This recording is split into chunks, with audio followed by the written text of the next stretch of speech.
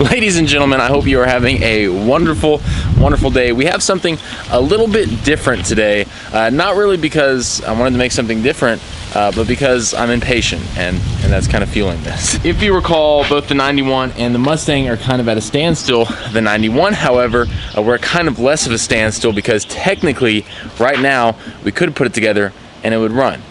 But we're trying to do things a little more right. The wiring harness has been repaired, at least I think it's been repaired. Now, we don't want to put it back together yet because the upper plenum, well, it looks like garbage. See, look at that.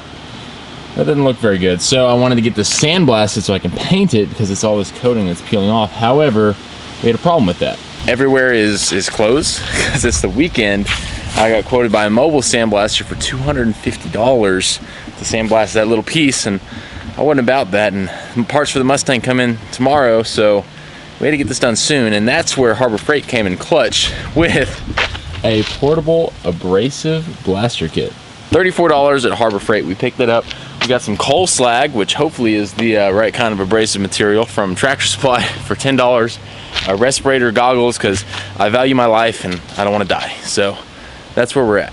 Hopefully this puppy will do the trick and take that coating off. If not, I know I'm going to be able to use this for other stuff. It'll take rust off parts and all that jazz. So we're going to use this, try to blast that, and what's the worst that can happen? In theory, this should all be pretty dang simple. So the sandblaster, if you will, itself, air plugs in here. We're going to blast that, fill that with the coal slag. The only problem is I forgot to get the connection for the air, so we're gonna have to go get one from the auto parts store. Now, we are gonna be wearing a respirator and goggles, obviously, which is very important because, as I understand it, coal slag isn't the most, let's say, healthy substance in the world to inhale, so we don't want to. So we're gonna go ahead and go get the part we need, suit up, if you will, give her a shot. Hopefully it'll take this coating off and we can paint it and get the 91 running tomorrow when the paint's dry. So fingers are crossed. We're gonna do the best we can. Thankfully, I'm only about 5 minutes from Harbor Freight, so we are all good to go now. Now we're gonna switch to the GoPro so y'all can see what is happening when it's happening. But now all we have to do is knock our trusty abrasive blaster over, pour some media in it. Hopefully that's the right size, it's not too big, and we get a good flow. We'll see how that works. Fill it up, get the air compressor going. We got to get up to about 90 psi, and then see what she does. And now would probably be a good time to go ahead and put on some safety gear so we don't die. We don't want to do that.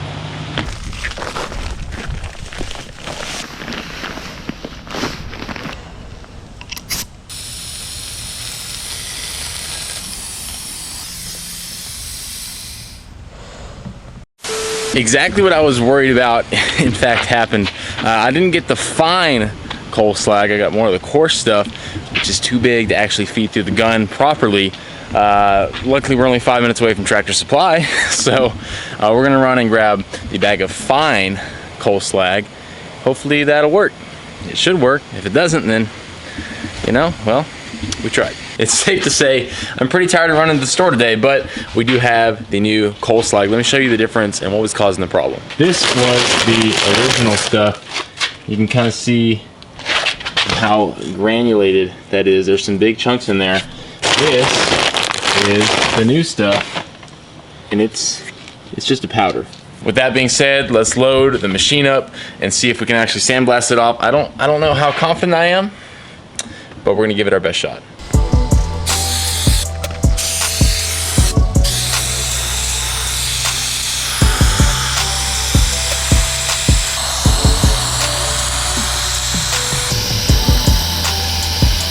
We are making some progress. Really quick side note. In the instructions, which I did read, it actually said wear disposable clothing. I was like, yeah, how bad can it be? I'm covered. I'm absolutely covered in coal slag everywhere. You can see it's all over the driveway. I knew that was gonna happen, but a nice little containment area has actually caught a bunch. So we have actually gotten down quite a bit of that material. There's still some work left to do. I figure if it doesn't come up with this stuff and it just smooths it out, then it's gonna be good enough to paint. But all this, you can even see, has made a very substantial difference. So overall, I'm pretty happy with how this is working. We're going to keep going, keep knocking it down a little more, especially this top surface. That's the important part. We're going to do the whole thing though, and then we'll clean it off, blow it off with air, blow myself off with air, and then paint it. It's working pretty good. I'm happy with it.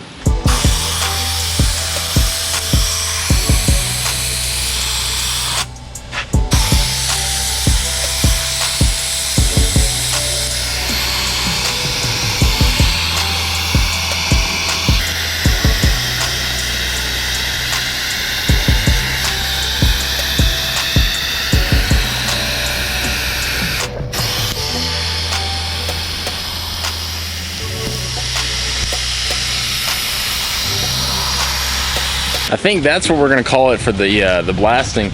It really did just about what I expected. Obviously, we're not using a commercial sandblaster, but it got all the loose stuff off. It really cleaned up pretty nice. See the surface all up here, a lot cleaner than it was. All this down here. Now, if I did spend a lot of time on it and go over it for a long time, I could do it, but I'm making a slight mess of that, of myself. Everything's covered in it, so that's gonna be good enough.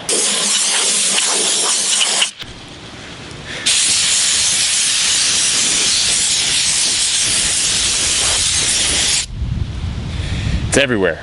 Like it's everywhere. I understand. Don't wear your good clothes. Nice exfoliation though, I do gotta say. Now that the blasting is done, it's time for paint. We already got everything masked off, and we got the color picked out. So we are all ready to go on the plenum. Here's the color we're going with. First we gotta lay down the base coat, and then a nice metallic blue that should look really good and tie in with the theme of the truck when it's all done. So we're gonna take her out there, start spraying some base coats, start spraying some real coats, and then we'll call it. And hopefully it turns out good. First light coat is done, and honestly it looks pretty cool. Just like that. That's laying the foundation so we get a good metallic with the blue on top of it. So we have 2 light coats, 1 medium wet coat, dries about 20 minutes. Might be supposed to let it dry more, I don't know. And then we can worry about the mic falling off and putting the blue on. All right, it's been about 10 minutes. Time for the second light coat. And we wait about 10 minutes, put the medium coat on. Then the plan is gonna be it's gonna sit for a while and cure, and I gotta go do something. When we come back, it'll be over an hour, which is the handling time, if you will. And then we'll apply the blue. So tomorrow morning, hopefully, we can put the truck back together and see if our fix actually worked.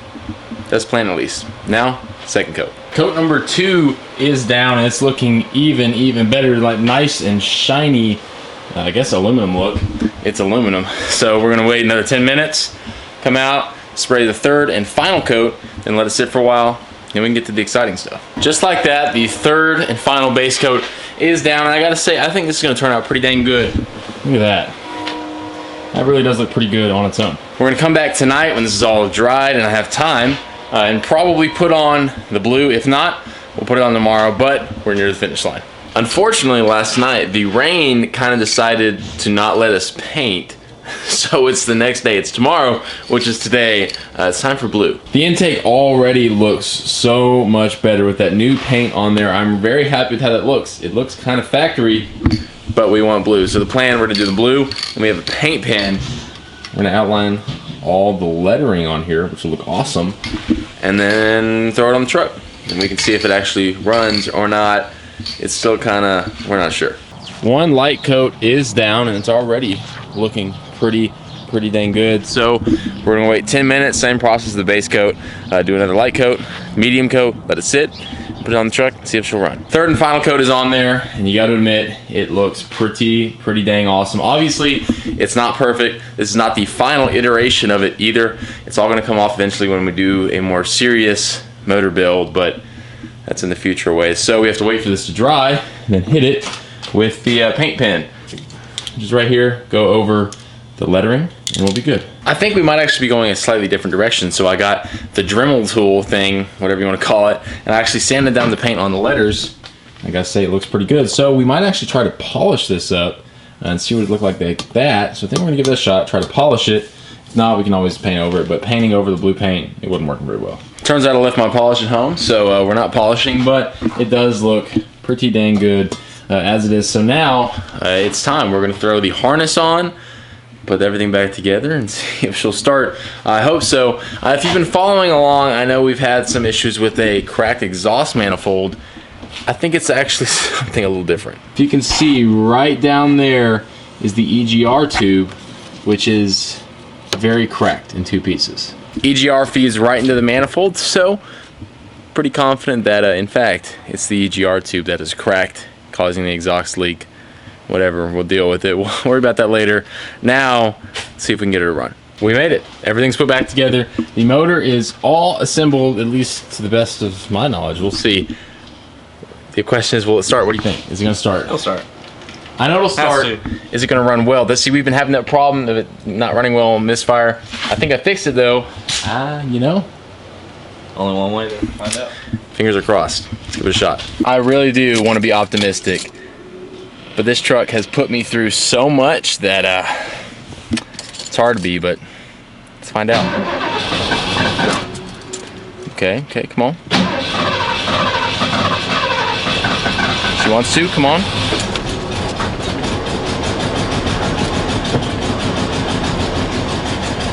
We'll see, not sure. All hope is not lost. So, turns out one of the injectors somehow didn't get plugged in. Whoops.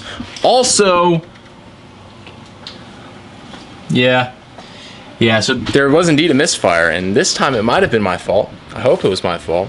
We'll plug everything in and see.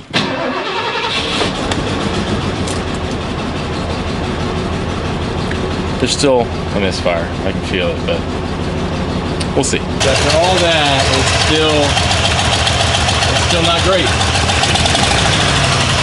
Nope.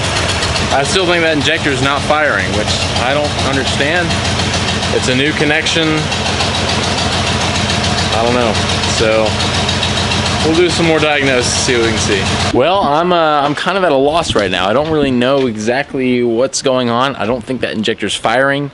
I don't know why. It's getting power.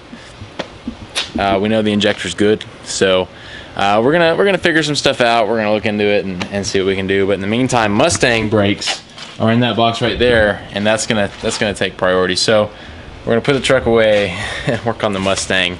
If you want to see the Mustang stuff, it's gonna be probably next video. Should be up and running. I do hope you guys enjoyed all the stuff about the intake, though. I am very, very happy with how that turned out. Obviously, it's not a professional job. It's not going to be the final product, but it looks a whole lot better than it did. If you have any questions about that, I can do my best to answer them, but I have no guarantees. I really do hope you guys enjoyed today's video. Thank you so much for sticking around. I know we didn't get the result we wanted, but at least we're on the right track. We're gonna figure it out. We just don't know when, and we don't know how, but we will. Until next time, though, make sure you subscribe. Hit that like button. Let's trick YouTube into thinking that we actually make quality content here. Remember, always keep it classy. Price, we out. We're gonna figure it out, don't worry.